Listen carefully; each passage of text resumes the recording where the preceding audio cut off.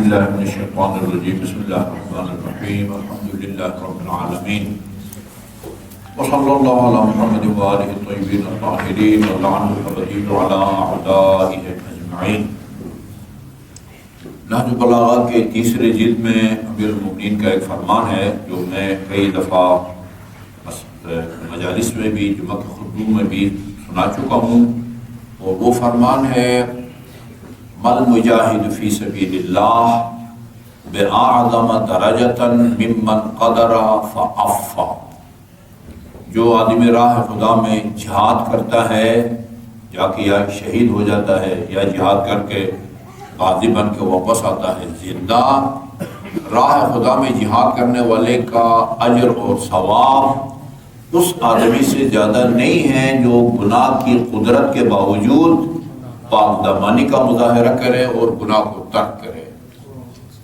پھر فرمایا کاد العفیف ان یکون ملکا من الملائکہ، یہ پاک دامن انسان فرشتوں کے صف میں شامل ہو سکتا ہے۔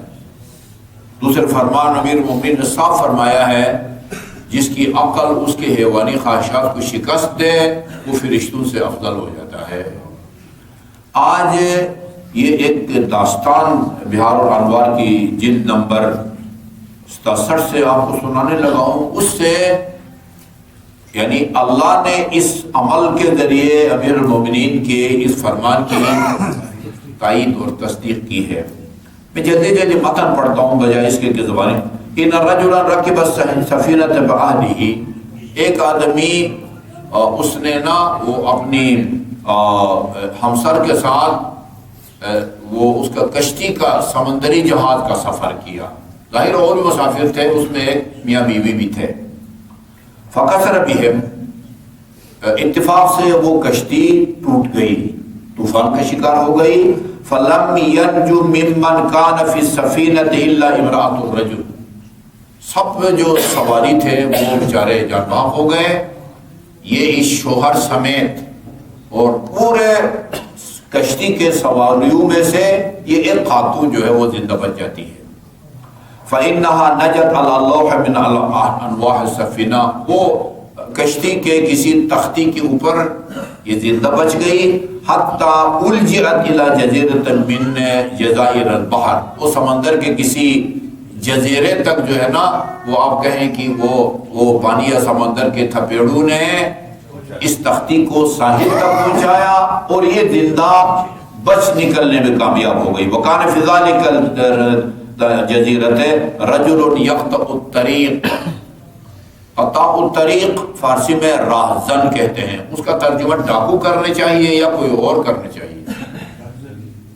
راہزن راستے میں بیٹھ کے لوگوں کو لوٹتے ہیں، مال لوٹتے ہیں، عزت لوٹتے ہیں، اس کو راہزن کہتے ہیں۔ اس جزیرے میں دور دور تک کوئی آبادی انسان کا نام و نشان بھی نہیں ہوتا، وہ ایک راہزن رہتا تھا، آپ سادہ الفاظ میں آ گئے ڈاکو، ڈاکو رہتا تھا۔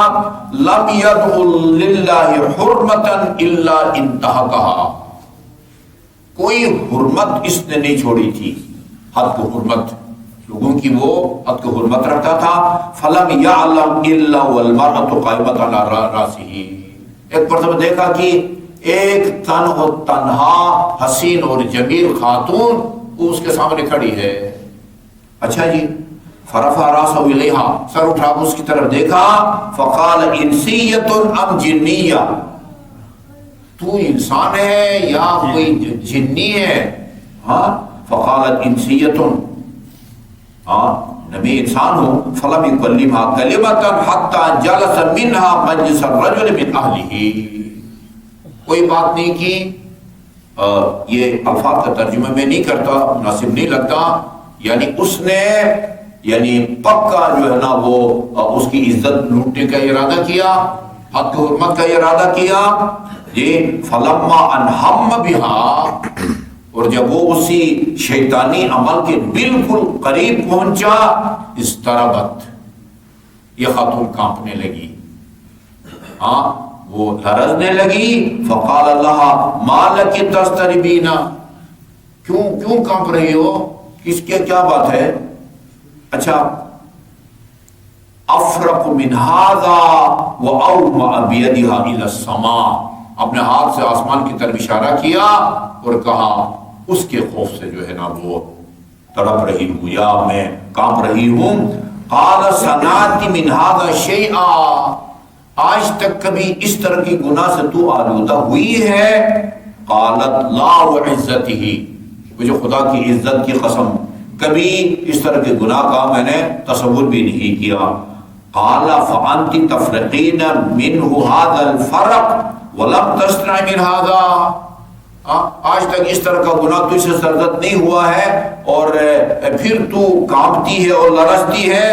وَإِنَّمَا اسْتَحْرَحْتُكَ اسْتِكْرَاهًا، اور ابھی بھی تو اپنے مرضی سے گناہ پر راضی نہیں ہوئی، میں تجھے مجبور کر رہا ہوں. واللہ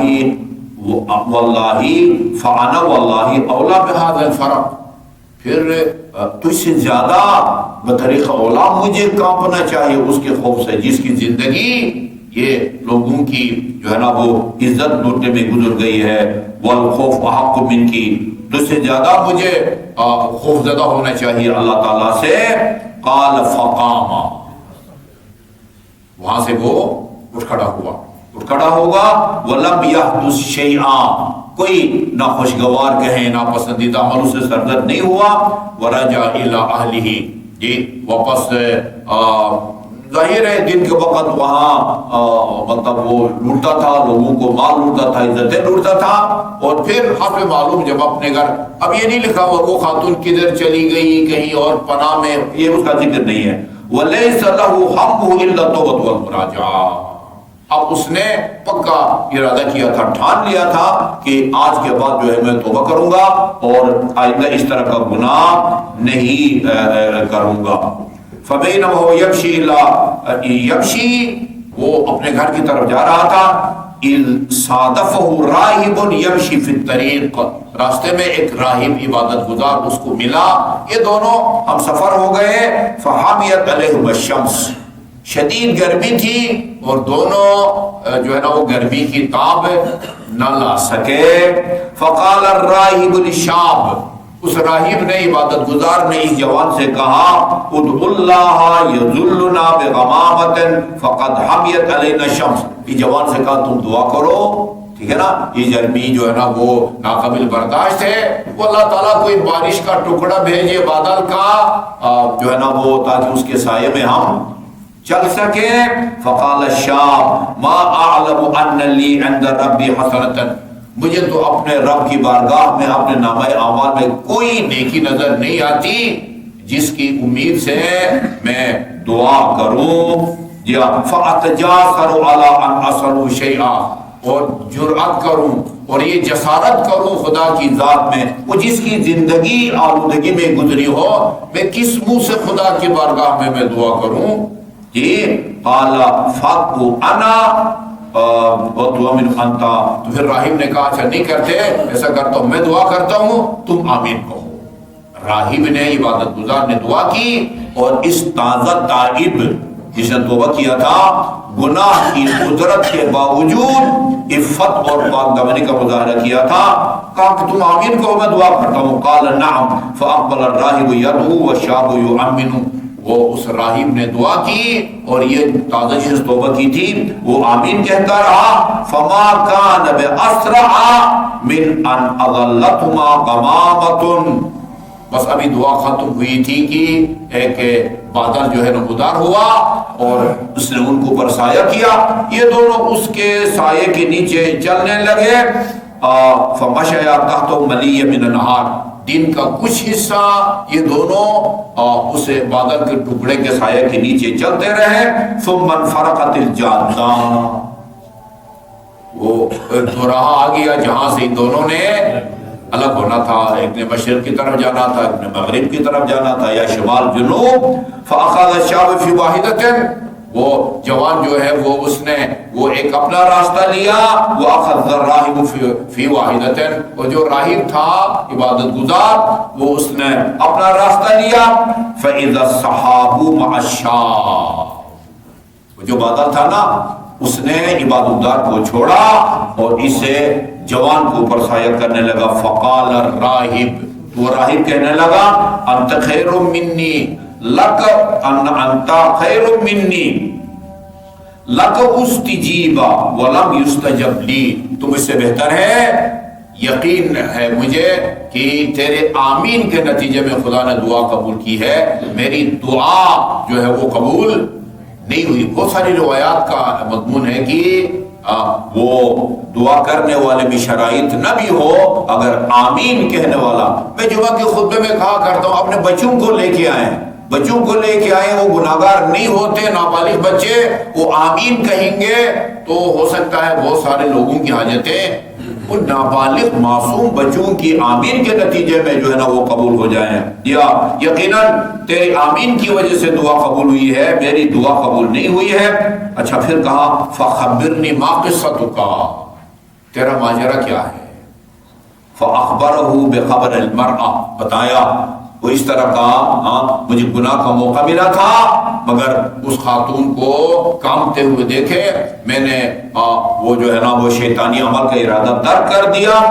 غفر, اس نے کہا راہب نے, غفر لک ما مضى حیث دخل, یقیناً اس خوف کی وجہ سے اور اس عفت اور پاک دامنی کی وجہ سے اللہ تعالیٰ نے تیرے تمام گناہوں کو معاف کر دیا ہے. فانظر کیف تکون فیما تستقبل, آئندہ زندگی کا خیال رکھو کہ پھر سے اس طرح کی آلودگی تیرے اندر نہ آئے. عفت اور پاک دامنی, جی دیکھا آپ نے کہ ساری زندگی یہ ہے رسول اکرم کا فرمان, التائب من الذنب کمن لا ذنب لہ, جو صدق دل سے توبہ کرتا ہے وہ اس طرح گناہوں سے پاک ہو جاتا ہے جیسے اس نے گناہ ہی نہ کیا ہو. یا بعض روایات میں ہے کہ یوم ولدتہ امہ, اس طرح گناہوں سے پاک ہو جاتا ہے جیسے آج وہ شکم مادر سے باہر آیا ہو. اللہ تعالی ہم سب کو صدق دل سے توبہ کرنے کی توفیق عطا فرمائے. ابھی یہ بتائیں کہ یہ جو پاک دامنی یا عفت ہے, یعنی اردو زبان میں پروفیسر صاحب یہ ہر گناہ سے بچنے کے لیے پاک دامنی کا لفظ استعمال ہوتا ہے یا صرف یہ غیر اخلاقی یا جو اخلاقی بے راہ روی ہے اس سے بچنے کے لیے یہ لفظ استعمال ہوتا ہے اپنے معلومات میں اضافہ کے لیے. رشوت نہیں لیتا وہ پاک دامن ہے.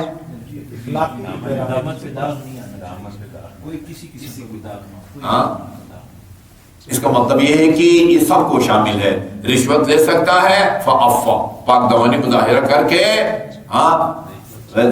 بندے خدا بیٹھا ہوا ہے, 2 کروڑ کی پیشکش کی, ایک پٹھان کا سونا پکڑا تھا. یہ تفتیشی اثر تھے, آپ اگلے صف میں بیٹھے ہوئے, میں ان کا نام نہیں لے رہا, کمرے میں یہ دونوں تھے, بس تیسرا خدا تھا. کا 2 کروڑ لے لے, یہ چھوڑ دے میرا سونا. انہوں نے کہا نہیں, یہ ہوتا ہے. یہ 2 کروڑ کسی کو پتہ نہیں ہے, 2 کروڑ لے کے جیب میں ڈال دیتے, اس کو چھوڑ دیتے, ٹھیک ہے جی. وہ پتہ نہیں, شاید ان کو مزید نوکری نہ کرنے کی ضرورت نہ پڑتی, آرام سے جو ہے نا مسجد میں مسیح توڑ بن جاتے, نمازیں پڑھتے ہیں, ٹھیک ہے نا. یہ ٹھکرا دیا ہے, رشوت ٹھکرا دیتا ہے آدمی, سود ٹھکرا دیتا ہے جی.